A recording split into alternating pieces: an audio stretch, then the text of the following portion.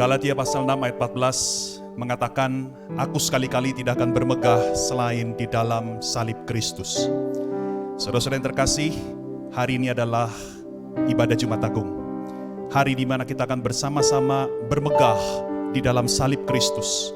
Salib Kristus adalah hikmat yang sempurna dari Allah, menyelesaikan, membereskan problem dosa. Salib Kristus juga adalah pernyataan kasih Allah yang sempurna kepada orang-orang yang berdosa seperti kita. Saudara, biarlah ibadah Jumat Agung pada hari ini sungguh-sungguh menenggelamkan kita kembali di dalam samudera raya cinta Tuhan kepada kita manusia berdosa. Saudara, mari kita tundukkan kepala, kita akan siapkan diri kita untuk kita mengikuti ibadah Jumat Agung pada hari ini. Bapa di dalam surga, kami datang kepadamu, kami sangat-sangat bersyukur karena kami sudah diangkat menjadi anak Tuhan. Di dalam anugerah-Mu kami boleh mengalami penebusan, kami boleh menerima pengampunan dari Tuhan. Dan pada hari ini Tuhan, kiranya di dalam ibadah Jumat Agung kami boleh ditarik kepada salib Kristus. Kami boleh semakin mendekat kepada salib Kristus. Seluruh perhatian kami hanya kepada Engkau yang sudah disalibkan bagi kami. Oh Tuhan, bangkitkanlah gairah mencintai Tuhan. Bangkitkanlah hati yang sungguh-sungguh setia kepada Tuhan, yang sudah lebih dahulu mati kepada kami, bagi kami. Terima kasih Tuhan. Inilah doa kami, kiranya ibadah kami berkenan di hadapan Tuhan. Hanya di dalam nama Tuhan Yesus, kami semua sudah berdoa. Amin.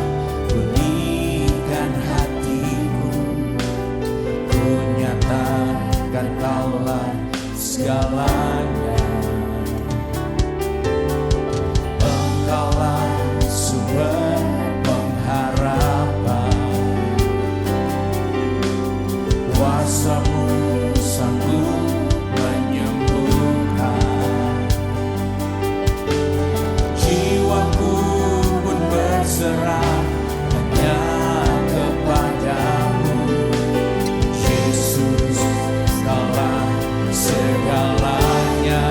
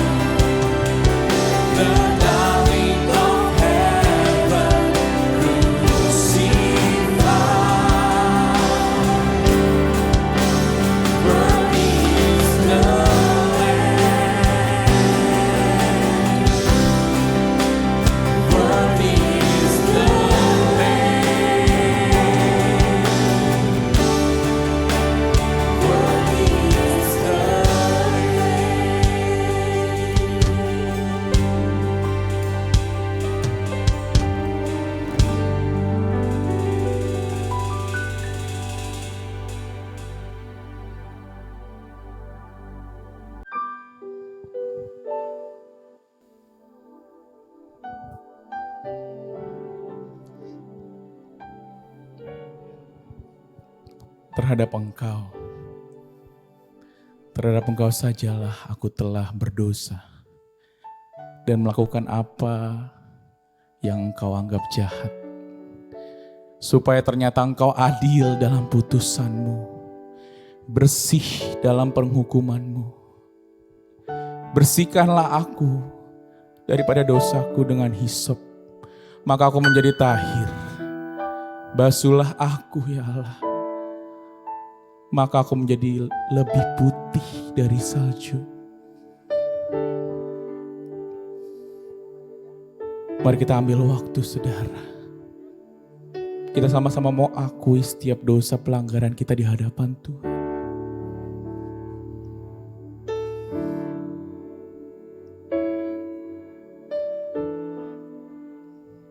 Sebab ketika kita datang di hadapannya, kita akui dosa dan pelanggaran kita di hadapannya. Tuhan sanggup membasuh dosa kita saudara. Sebab tidak ada dosa yang mustahil. Karena kita tahu saudara, semuanya telah selesai di kayu salib. Jika seseorang di sebelah Yesus, detik-detik sebelum dia mengembuskan nafas terakhirnya, dia menerima keselamatan. Apalagi kita saudara, kita yang percaya ke dalam satu nama Tuhan Yesus Kristus, kita telah beroleh keselamatan yang kekal.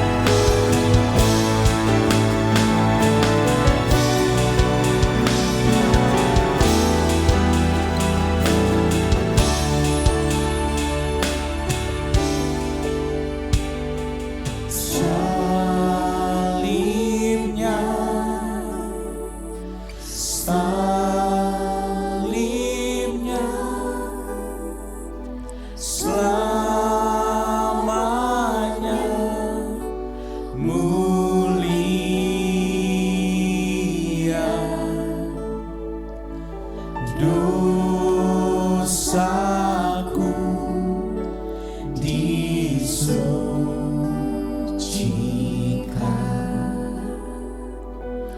oleh darah Yesus.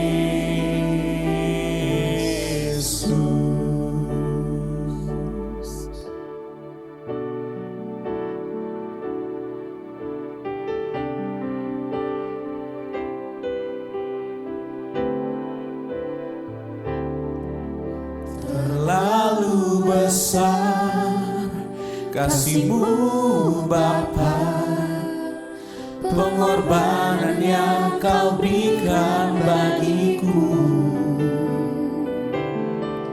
Terlalu mahal darah-Mu Yesus, tercurah untuk menebus hidupku.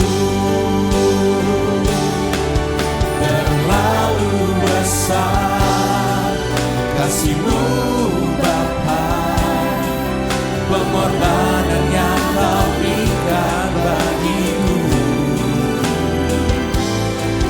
Terlalu mahal darah-Mu Yesus, tercurah untuk menebus hidupku.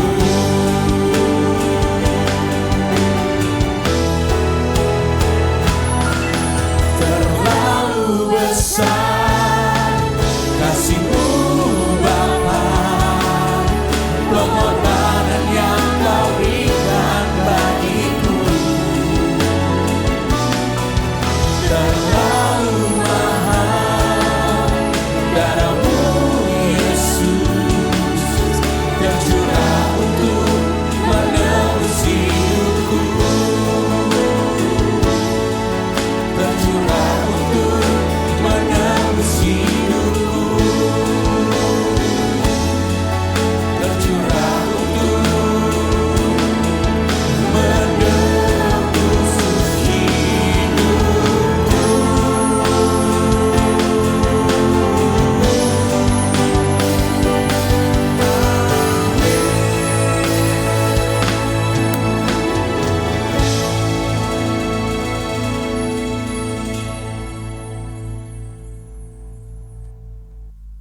Saudara-saudara, mari sama-sama kita akan tundukkan kepala sebelum kita merenungkan kebenaran firman Tuhan. Mari kita berdoa.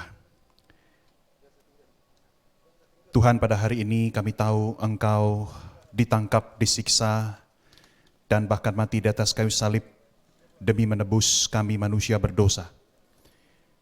Tuhan, kiranya kasih-Mu yang akbar itu kembali menyelimuti, kembali melelehkan hati kami, supaya kami boleh kembali juga mencintai Tuhan lebih dalam lagi. Tolonglah kami Tuhan, bawalah kami dekat kepada firman-Mu, bawa kami dekat kepada salib-Mu.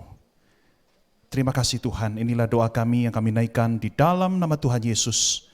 Mari sama-sama orang percaya yang siap bersama-sama merenungkan firman Tuhan, katakan amin. Saudara-saudara, tema renungan kita pada Jumat Agung hari ini adalah disalibkan bersama Kristus. Saudara, kita akan membaca bagian firman Tuhan yang terambil dari Galatia pasal 2 ayat yang ke-11 sampai yang ke-21. Galatia pasal yang kedua ayat 11 sampai yang ke-21. Saya akan bacakan buat kita semua. Tetapi waktu Kefas datang ke Antiokhia, aku berterang-terang menentang dia, sebab ia salah. Karena sebelum beberapa orang dari kalangan Yakobus datang, ia makan sehidangan dengan saudara-saudara yang tidak bersunat. Tetapi setelah mereka datang, ia mengundurkan diri dan menjauhi mereka karena takut akan saudara-saudara yang bersunat. Dan orang-orang Yahudi yang lain pun turut berlaku munafik dengan dia, sehingga Barnabas sendiri turut terseret oleh kemunafikan mereka. Tetapi waktu kulihat bahwa kelakuan mereka itu tidak sesuai dengan kebenaran Injil, aku berkata kepada Kefas di hadapan mereka semua, jika engkau seorang Yahudi hidup secara kafir dan bukan secara Yahudi, bagaimana engkau dapat memaksa saudara-saudara yang tidak bersunat untuk hidup secara Yahudi? Menurut kelahiran kami adalah orang Yahudi dan bukan orang berdosa dari bangsa-bangsa lain. Kamu tahu bahwa tidak seorang pun yang dibenarkan oleh karena melakukan hukum Taurat, tetapi hanya oleh karena iman dalam Kristus Yesus. Sebab itu kami pun telah percaya kepada Kristus Yesus, supaya kami juga dibenarkan oleh karena iman dalam Kristus dan bukan oleh karena melakukan hukum Taurat. Sebab tidak ada seorang pun yang dibenarkan oleh karena melakukan hukum Taurat. Tetapi jika kami sendiri, sementara kami berusaha untuk dibenarkan dalam Kristus, ternyata adalah orang-orang berdosa, apakah hal itu berarti bahwa Kristus adalah pelayan dosa? Sekali-kali tidak. Karena jikalau aku membangun kembali apa yang telah kurombak, aku menyatakan diriku sebagai pelanggar hukum Taurat. Sebab aku telah mati oleh hukum Taurat untuk hukum Taurat.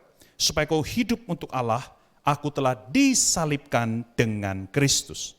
Namun aku hidup, tetapi bukan lagi aku sendiri yang hidup, melainkan Kristus yang hidup di dalam aku. Dan hidupku yang kuhidupi sekarang di dalam daging adalah hidup oleh iman dalam Anak Allah yang telah mengasihi aku dan menyerahkan dirinya untuk aku.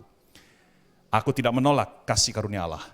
Sebab sekiranya ada kebenaran oleh hukum Taurat, maka sia-sialah kematian Kristus.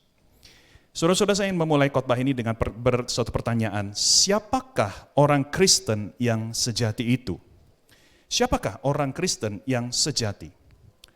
Bila kita menjawab orang Kristen yang sejati adalah mereka yang beribadah dan melayani di gereja, maka jawaban tersebut sekalipun ada benarnya tetapi bukanlah yang terbaik.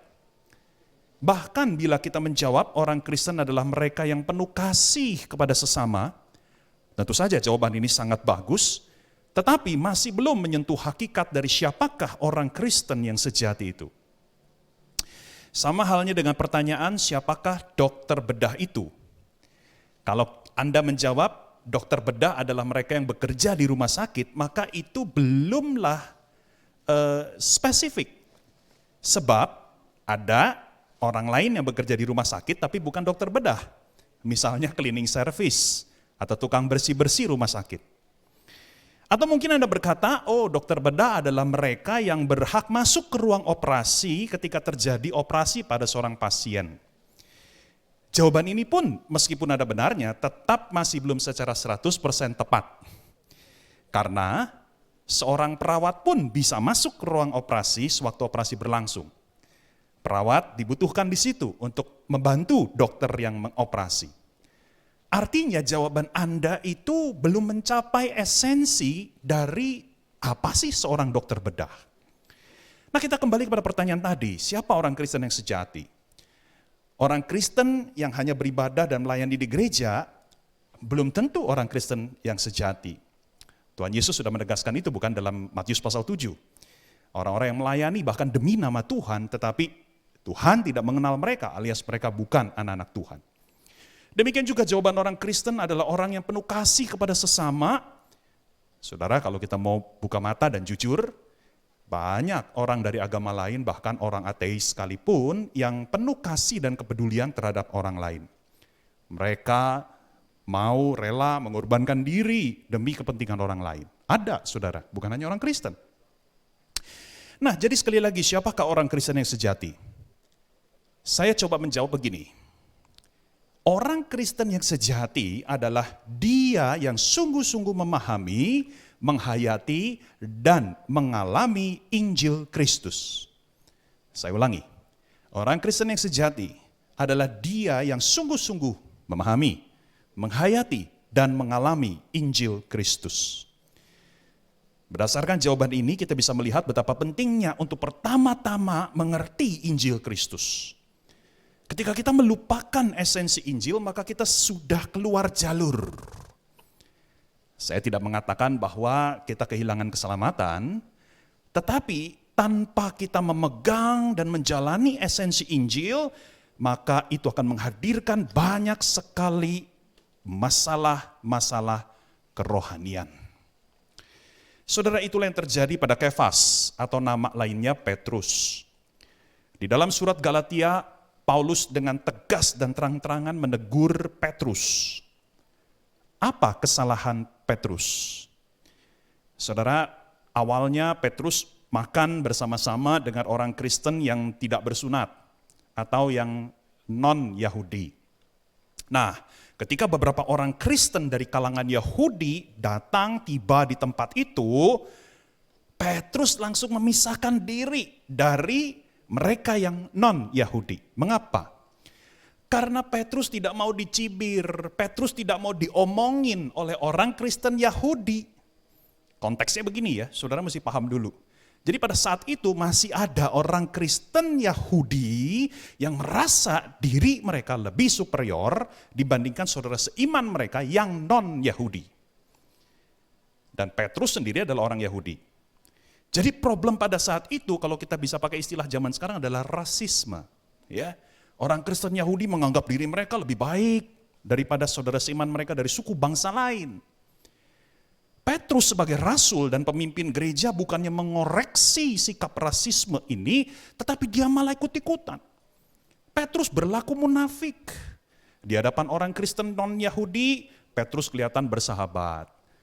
Tetapi ketika orang Kristen Yahudi datang, Petrus mengambil jarak dari orang Kristen non-Yahudi. Ya, saudara perhatikan, saat Paulus menegur Petrus tentang kemunafikan dan sikap rasismenya ini, Paulus tidak berkata begini, Petrus, kemunafikanmu ini tidak sesuai dengan perintah Tuhan. Rasisme yang kau lakukan ini, yang kau lestarikan ini bertentangan dengan firman Tuhan supaya kita mengasihi orang lain sesama tanpa pandang bulu. Sekalipun bila Paulus mengatakan begitu ada benarnya juga. Tetapi Paulus berkata di ayat 14, mari kita tengok.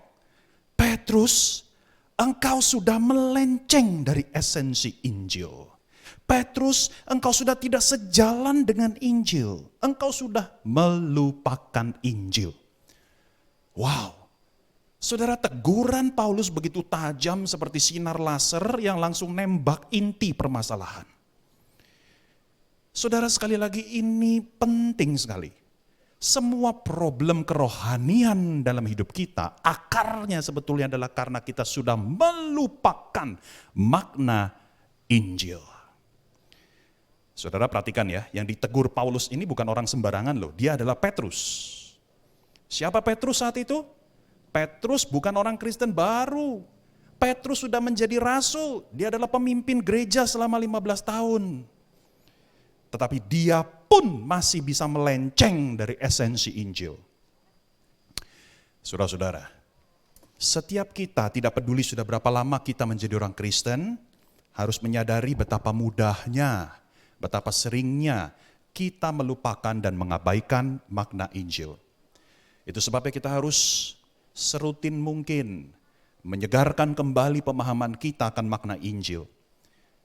Saudara, selama masa pandemi ini saya jadi rajin minum vitamin. Banyak vitamin yang saya minum, termasuk mineral. Ya, sebut saja deh vitamin D, E, K, ya, ada zinc, ada magnesium, saya minum semua.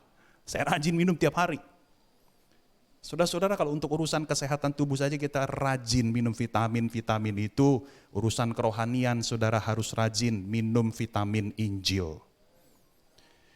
Saudara, itu sebabnya kita sekarang perlu belajar meluruskan kembali dan memperdalam pemahaman kita tentang Injil Kristus. Secara sederhana tentu kita tahu ya, bahwa Injil itu artinya kabar baik.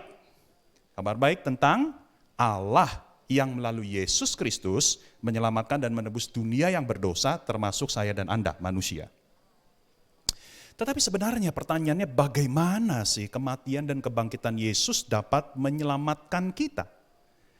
Apa sih yang terjadi ketika kita percaya kepada Yesus Kristus lalu sampai akhirnya kita menjadi anak Tuhan? Saudara, esensi Injil dapat kita lihat di ayat 16-17. Saya ajak kita melihat. Berdasarkan ayat 16-17, kalau saya rangkum dalam satu kalimat, maka esensi Injil bunyinya begini. Hanya dalam Kristus kita dibenarkan oleh Allah. Yuk, saudara-saudara yang di rumah boleh baca sama-sama ya, sesuai dengan yang slide yang tertayang di layar Anda. Hanya dalam Kristus kita dibenarkan oleh Allah. Saudara, inilah esensi Injil. Kalau kita tidak memahami kalimat ini dengan tuntas dan tepat, maka kita belum sungguh-sungguh menangkap kedalaman Injil. Saudara, saya akan mengajak kita memikirkan, saya akan memberikan kepada kita beberapa poin untuk kita bisa memahami esensi Injil yang tadi kita sudah baca. Ada 4 poin, saudara-saudara. Yang pertama, dibenarkan artinya kita diterima dan diakui sepenuhnya oleh pihak lain dalam sebuah relasi. Saudara-saudara, bila kita ingin mendalami sesuatu, ya, kalau kita ingin mendalami sesuatu, maka ada kata-kata kunci yang harus kita pahami. Ya, misalnya kalau kita ingin mendalami dunia saham, ya, kita mau berkecimpung, kita mau mulai main saham, maka saudara ada banyak kata kunci seperti ekuitas, emiten, dividen, dan sebagainya. Saudara, kata-kata kunci ini bukan untuk sok-sokan supaya terkesan keren. Tapi kata-kata kunci ini adalah memuat gagasan utama dari dunia saham. Kita tidak bisa berkata begini, saya mau main saham, saya mau menguasai saham, saya mau berhasil dalam dunia saham, tapi saya tidak mau pusing dengan istilah-istilah itu. Nggak bisa, saudara. Nggak bisa. Nggak akan terjadi itu. Saudara, kalau engkau ingin menguasai dunia saham, kau harus paham apa arti istilah-istilah kunci dalam dunia saham. Nah, begitu juga dengan Injil. Kalau kita ingin mendalami Injil, maka ada kata-kata kunci yang harus kita pelajari sekalipun itu tidak umum. Nah, saudara, di dalam surat Roma dan Galatia, ya, sewaktu Paulus ingin menjelaskan tentang Injil, maka dia pasti menyebutkan satu istilah, yaitu dibenarkan. Ini istilah kunci kalau saudara ingin memahami Injil. Dibenarkan. Bahkan di dalam ayat kita, ayat 16-17, kata kunci penting ini diulang sampai 4 kali. Dibenarkan.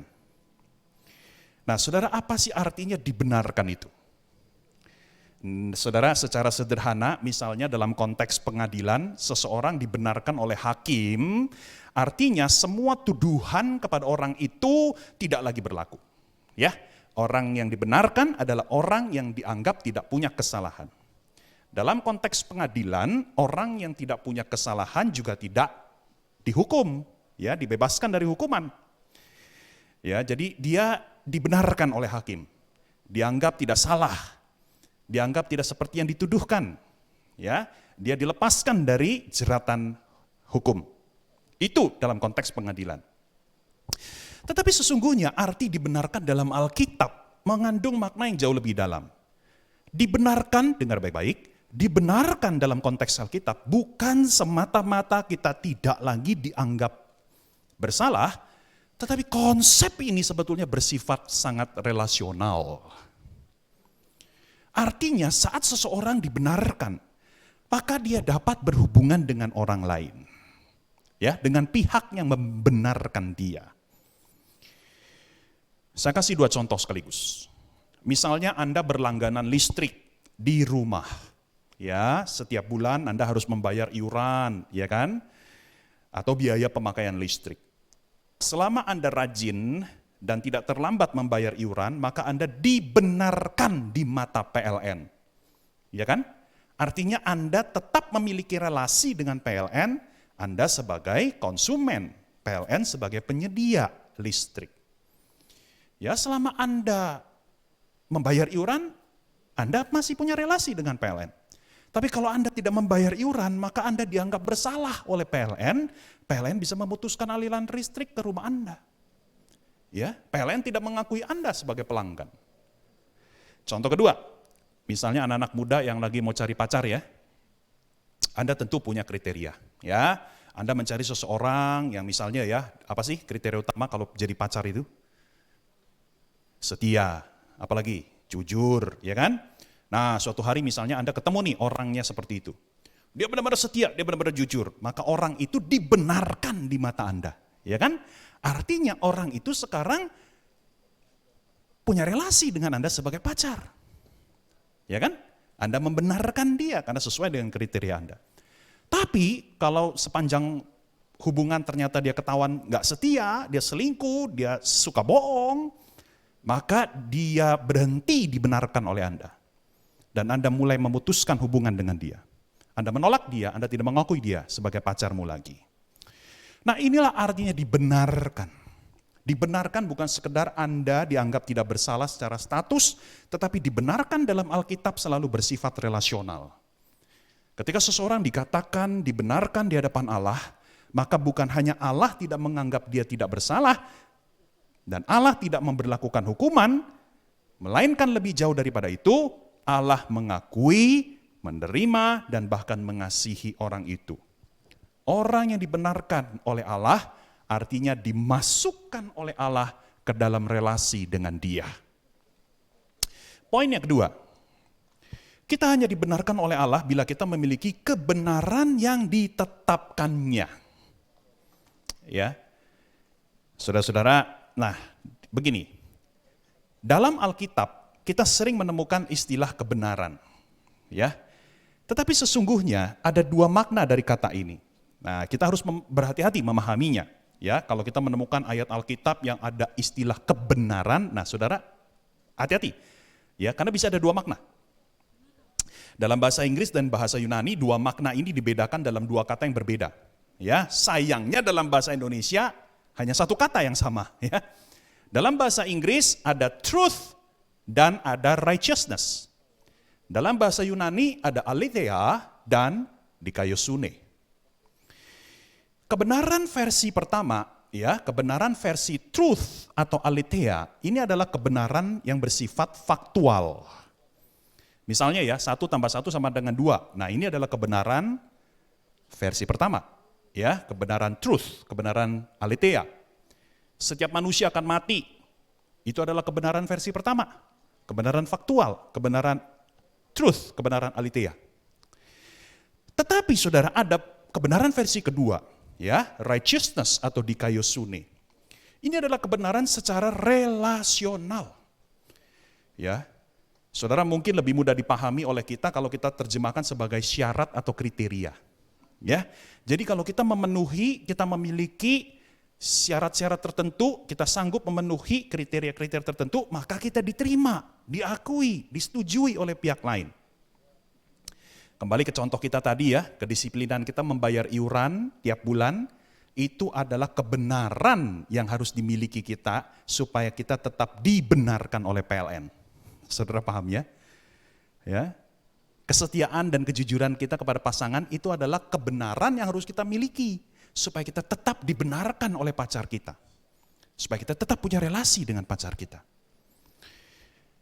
Dalam konteks hubungan dengan Allah, kita harus memiliki kebenaran supaya kita dibenarkan oleh Allah. Nah, kebenaran apa yang harus kita miliki? Dengar, kebenaran yang harus kita miliki supaya kita dibenarkan oleh Allah adalah kesempurnaan. Ya, kesempurnaan. Saudara, Allah adalah pribadi yang sempurna, itu sebabnya kebenaran yang ditetapkannya adalah juga kesempurnaan. Sayangnya kita sebagai orang berdosa tidak mempunyai kebenaran ini. Kita sama sekali jauh dari sempurna. Kita semua manusia berada dalam kuasa dosa. Saudara, itu yang terjadi pada Adam dan Hawa, ya, yang dicatat di dalam Kejadian pasal 3. Ketika mereka jatuh dalam dosa, mereka tiba-tiba menyadari keterlanjangan mereka di hadapan Tuhan. Mereka menjadi malu ketemu Tuhan, mereka bersembunyi dari Tuhan. Artinya mereka sekarang sadar ada something wrong with themselves. Ada hal yang salah dengan diri mereka. Mereka kehilangan keindahan, kesempurnaan, kemuliaan diri mereka. Ya. Dosa menghancurkan semuanya itu, sehingga ketika mereka melihat diri mereka sendiri, mereka begitu malu. Dan mereka malu terhadap Allah, karena mereka sekarang sadar Allah bisa saja menolak mereka. Saudara ingat ya, rasa malu itu selalu berkaitan dengan perasaan kita bisa ditolak oleh orang lain. Ya, kalau kita dari kalangan orang miskin, kita malu ketemu orang kaya. Kenapa? Karena kita tahu kita bisa ditolak sama orang kaya. Kita malu. Saudara, kita kehilangan kebenaran untuk tetap dibenarkan oleh Allah. Ya, dan karena kita tidak dibenarkan oleh Allah, maka kita kehilangan relasi dengan Allah. Kita dibuang, kita ditolak, kita tidak diakui oleh Allah. Poin yang ketiga. Kita berusaha membangun kebenaran diri sendiri tetapi tidak bisa membuat kita dibenarkan oleh Allah. Saudara, inilah yang digambarkan saat Adam dan Hawa jatuh dalam dosa. Mereka berusaha menutupi keterlanjangan mereka. Masih ingat itu? Mereka berusaha menutupi ketidaksempurnaan mereka, ya kan? Dengan daun pohon besar apapun itu mereka menutupi diri mereka. Saudara, apa yang dilakukan oleh Adam dan Hawa menjadi pola yang diturunkan kepada kita sekalian. Ya, kita berusaha diterima kembali oleh Allah, kita ingin dibenarkan oleh Allah, namun dengan cara dan usaha kita sendiri. Salah satunya adalah dengan ketaatan menaati, ketaatan akan perintah Tuhan. Saudara, ini yang dilakukan oleh Paulus sebelum dia berjumpa dengan Yesus dan dilahirkan baru. Ya, Paulus adalah orang Farisi, dia adalah orang yang sangat saleh dalam agamanya, dia berusaha menaati hukum Taurat. Dia melakukan semuanya itu supaya apa? Supaya Allah menerima, mengakui, dan mengasihi dia. Itulah yang dikatakan di dalam ayat 21, kebenaran oleh hukum Taurat. Selama bertahun-tahun Paulus menyangka bahwa dirinya bisa diterima Tuhan kalau dia menaati hukum Taurat. Tetapi Paulus akhirnya sadar, seperti yang dituliskan ayat 16, tidak ada seorang pun yang dibenarkan oleh karena melakukan hukum Taurat. Nah, saudara, sekali lagi, mengapa demikian? Karena kebenaran yang dimaksudkan oleh Allah adalah kesempurnaan. Tidak ada orang di dunia ini kecuali Yesus Kristus yang bisa secara sempurna melakukan semua perintah Allah dalam hidupnya. Allah Maha Adil, sedangkan kita seringkali tidak bisa adil secara 100% kepada orang lain. Ya, Allah Maha Kasih, sedangkan kita seringkali gagal mengasihi semua orang secara 100%. Allah Maha Murni, sedangkan kita tidak bisa tulus secara 100%. Saudara, kesalehan kita dalam beragama dan kehidupan moral kita yang tinggi tidak pernah bisa mencapai kesempurnaan yang dikehendaki oleh Allah. Saudara, kita tidak akan bisa pernah dibenarkan oleh Allah semata-mata kalau berdasarkan usaha diri kita sendiri. Karena apapun yang kita lakukan, sebaik apapun itu, tidak pernah mencapai standar Allah yang jauh lebih sempurna. Ilustrasinya begini, saudara, seperti seseorang yang ikut lomba nyanyi, dia nyanyinya bagus, tapi nada dasarnya salah. Ya, nyanyinya bagus, keren, merdu, tapi nada dasarnya salah, nggak seperti yang juri tetapkan. Hasilnya apa? Diskualifikasi, saudara. Karena dia melakukan kesalahan yang fundamental, nada dasar yang salah. Saudara, itulah kita orang-orang yang merasa bisa mencapai kebenaran, perkenanan Allah dengan hanya berusaha taat pada firman Tuhan. Gak akan pernah bisa sempurna. Saudara, sampai di sini kita masuk poin yang terakhir. Kita hanya bisa dibenarkan oleh Allah kalau kita memiliki kebenaran Kristus. Saudara, kalau engkau memahami poin 1-3, maka engkau tidak sulit memahami poin yang keempat ini. Saudara, kita membutuhkan kebenaran supaya kita bisa dibenarkan oleh Allah, dan kebenaran yang dikehendaki oleh Allah adalah kesempurnaan, hidup yang sempurna, hidup yang menaati Allah secara sempurna, hidup yang tanpa dosa, tanpa cacat, tanpa celak, yang mana kita tidak mungkin bisa miliki. Tetapi ketika Allah menjadi manusia, yaitu Yesus Kristus, Dia menjalani kehidupan sebagai manusia yang paling sempurna. Dia tidak pernah berbuat dosa. Dia bahkan menjalani perintah Allah secara sempurna. Yesus menorehkan riwayat kesempurnaan dalam seluruh hidupnya selama di muka bumi. Dan ketika kita percaya kepada Yesus, maka kesempurnaan Yesus itu menutupi ketidaksempurnaan kita. Kebenaran Yesus melingkupi diri kita. Dan karena itulah Bapa Surgawi dapat membenarkan kita, alias Dia menerima, mengasihi kita. Karena Bapa sekarang melihat kesempurnaan Yesus yang menaungi kita. Saudara, mudah kok memahaminya.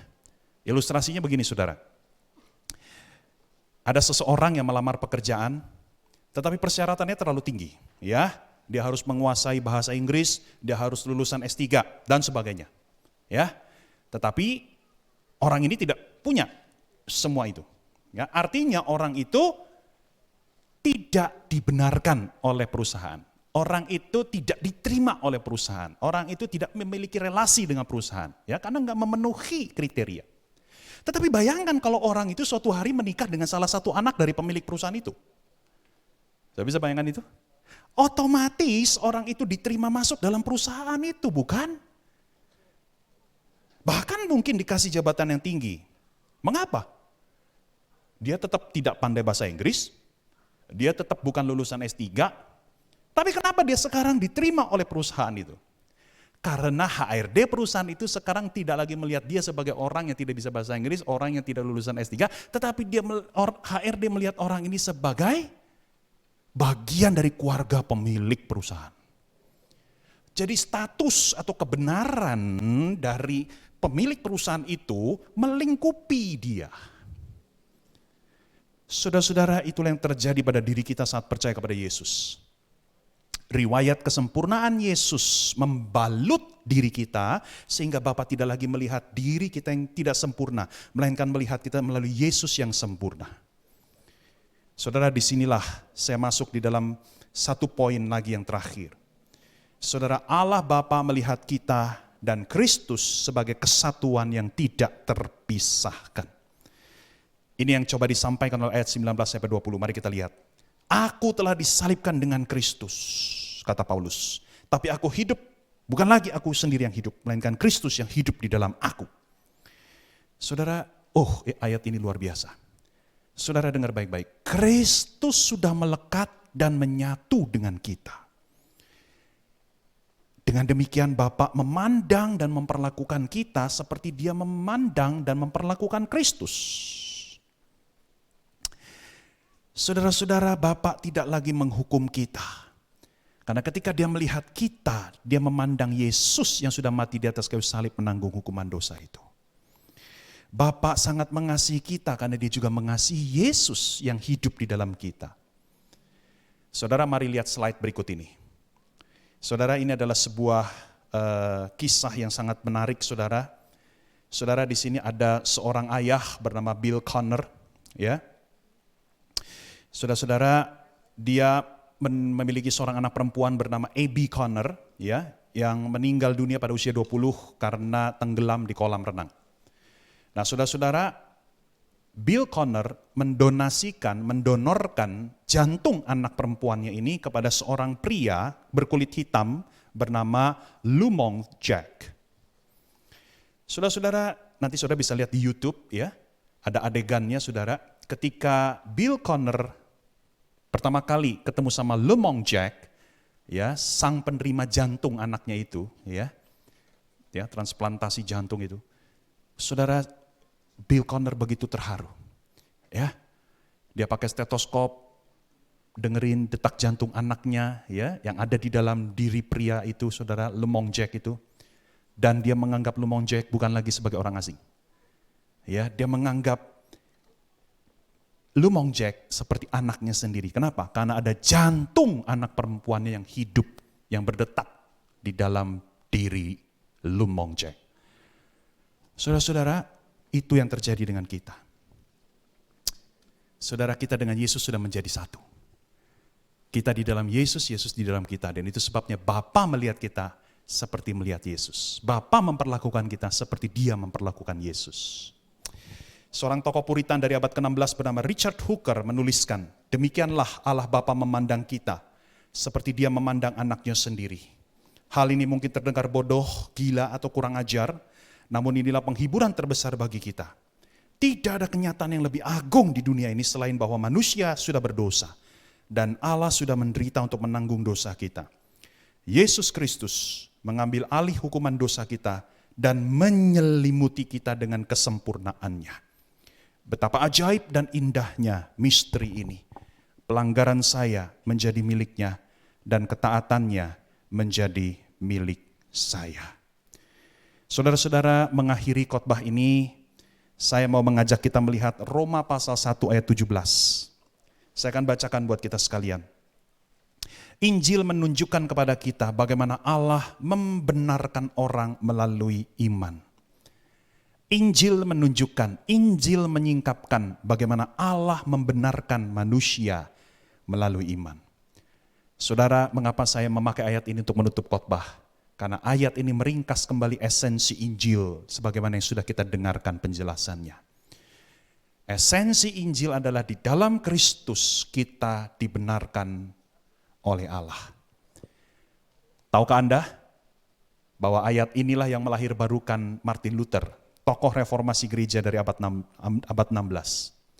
Saudara, di usia 22 tahun, Luther sudah menjadi biarawan yang begitu ketat menjalani kehidupan rohaninya. Di usia 29 tahun, Luther sudah menjadi profesor teologi di Universitas Wittenberg. Tetapi selama hidupnya dia tidak pernah menangkap intisari Injil.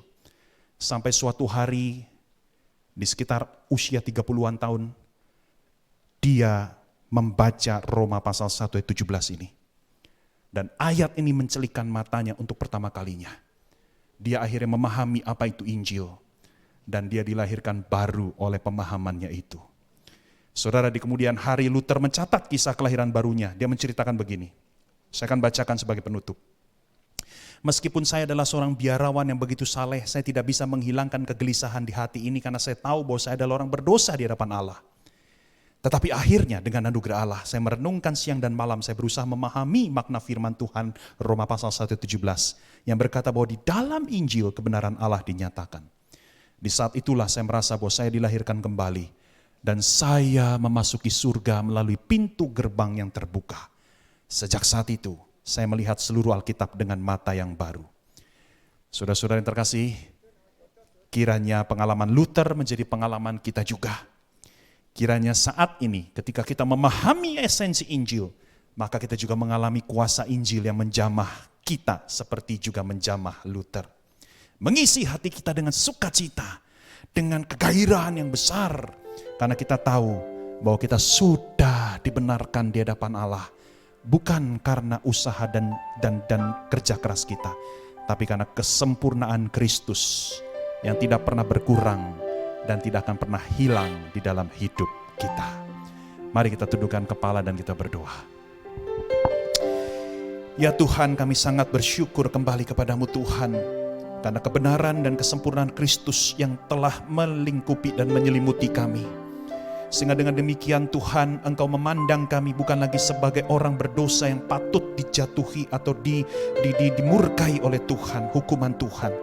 Tetapi Engkau memandang kami seperti Engkau memandang anak-Mu sendiri. Kalau Engkau mengasihi Yesus begitu rupa, berarti Engkau juga mengasihi kami. Tuhan, kami sangat bersyukur untuk kenyataan ini. Kiranya Tuhan, fakta ini boleh terus membakar hati kami untuk kami hidup dan melayani Tuhan lebih setia. Terima kasih Tuhan, terimalah segala sembah puji, terimalah segala respon komitmen kami yang baru sebagai persembahan yang menyenangkan hati Tuhan. Hanya di dalam nama Tuhan Yesus, Tuhan yang sudah mati dan Tuhan yang bangkit bagi kami. Kami semua sudah berdoa. Sama-sama kita katakan, amin.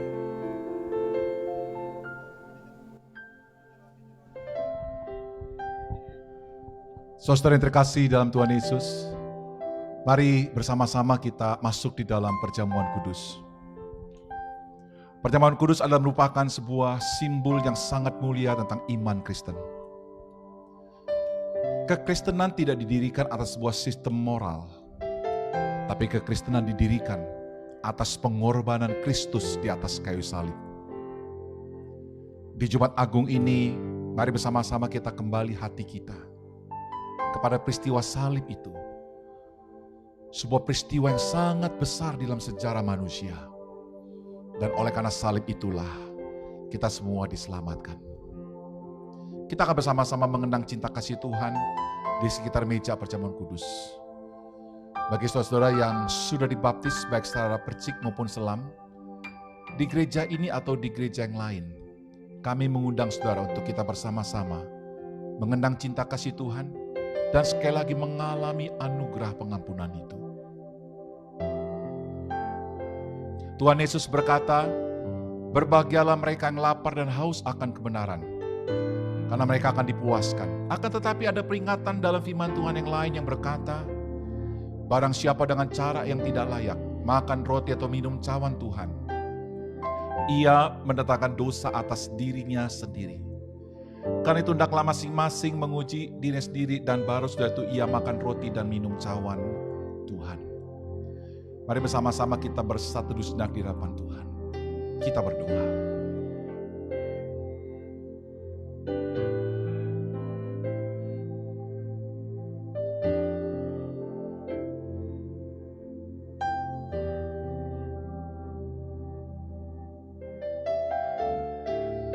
Kami siap menyatu dengan anugerah-Mu dan cinta kasih-Mu di Jumat Agung ini. Dalam nama Yesus. Amin.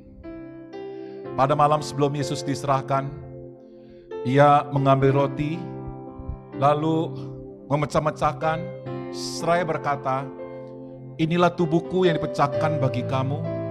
Perbuatlah ini setiap kali kamu memakannya, untuk menjadi peringatan akan aku." Mari bersama-sama kita berdoa. Terima kasih Yesus, karena tubuhmu terpecah, maka hubungan kami dengan Sang Bapa Allah yang Maha Kudus itu terjalin rapi. Terima kasih untuk kematian-Mu di kayu salib yang memulihkan sebuah kedekatan kami dan keintiman kami dengan Allah hanya oleh karena salib Kristus. Di dalam nama Yesus kami berdoa. Bukankah roti yang terpecah ini adalah persekutuan kita dengan tubuh Kristus? Amin. Mari bersama-sama kita menerimanya.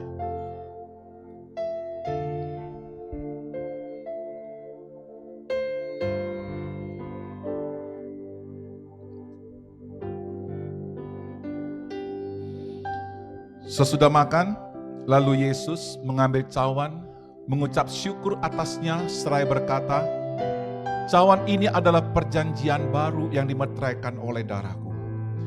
Perbuatlah ini setiap kali kamu meminumnya, untuk menjadi peringatan akan aku." Mari kita berdoa. Roh Kudus, bawa kami untuk kami boleh melihat kebenaran tentang darah-Mu yang tercurah di atas kayu salib. Terima kasih, hati kami yang dipenuhi dengan dosa, yang membuat merah seperti kirmisi, oleh darah Kristus diputihkan seperti salju. Terima kasih untuk anugerah yang sangat besar ini Tuhan. Terima kasih. Dalam nama Yesus kami berdoa. Amin. Bukankah cawan pengucapan syukur ini yang di atasnya kami mengucap syukur adalah persekutuan kita dengan darah Kristus? Amin. Mari bersama-sama kita menerimanya.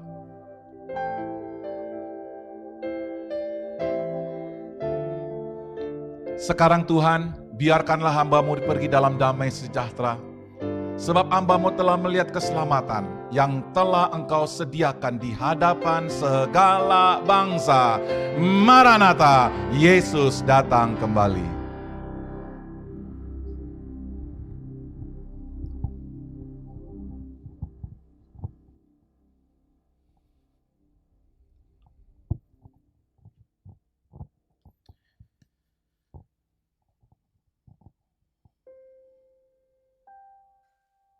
Kristus sudah menang di atas kayu salib, saudara.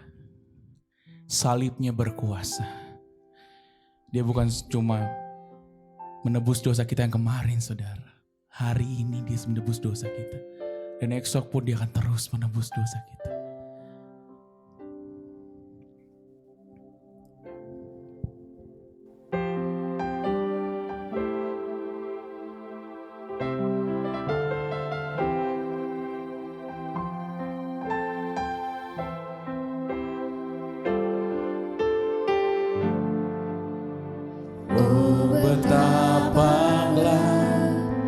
Pada harinya Kristus menuju Kalvari. Dia disesat walau gak salah, dipaku di salib. Salibnya berkuasa menebus manusia. Dia pikul kutuk dosaku agar ku bebaslah.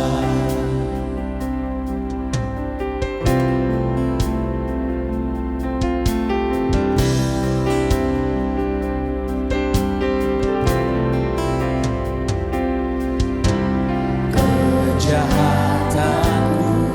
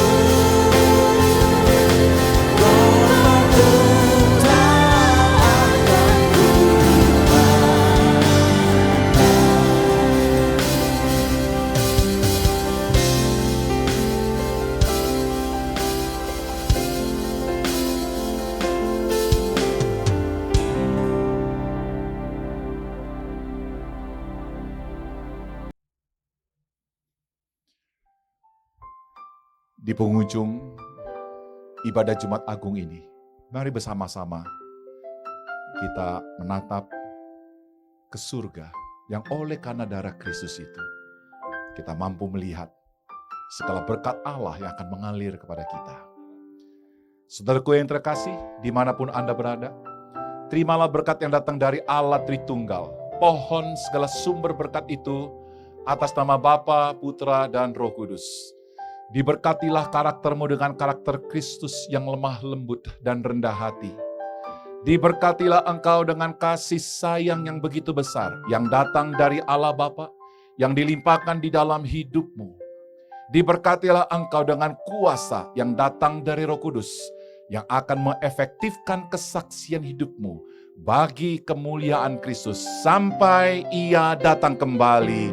Maranatha. Amin.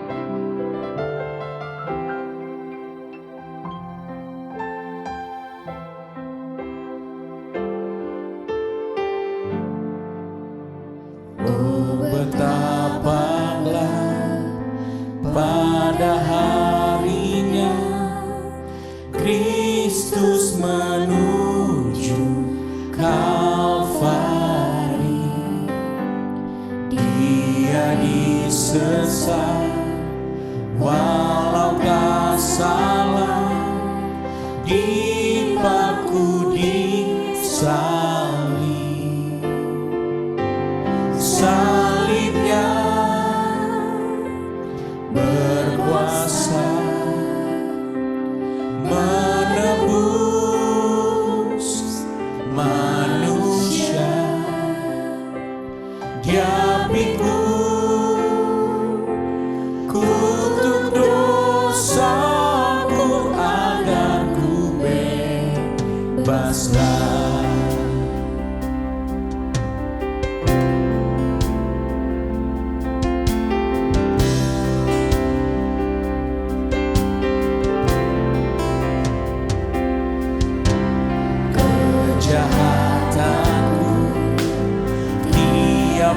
Dosaku jadi mahkota durinya. Lihat wajahnya menahan sakit, memikul dosaku. Salibnya berkuasa menebus manusia. Dia pikul kutuk dosaku agar ku bebaslah.